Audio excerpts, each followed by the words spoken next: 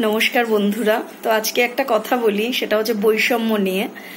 তো এই পুরো পৃথিবীতে যদি সব থেকে বড় বৈষম্য কেউ করে থাকে সেটা হচ্ছে ঈশ্বর। কারণ ঈশ্বরের মতন বৈষম্য কেউ কিন্তু করে না, আমরাও করি না, আমরা মানুষরাও করি না। কারণ ঈশ্বর দু রকমের করেছে। কেউ হয়তো একদমই খেতে পায় না, কেউ হয়তো তার কাছে এত খাবার থাকে যে তার খাওয়ার লোক নেই। তো এই বৈষম্যটা তো ঈশ্বরই করেছে, এখানে তো আমাদের কোনো হাত নেই। কিন্তু যদি ঈশ্বর চাইতেন যে সবাইকে সমানভাবে রাখবো, তাহলে ঈশ্বর কিন্তু অনায়াসেই পারতেন, কিন্তু সেটা তিনি করেননি।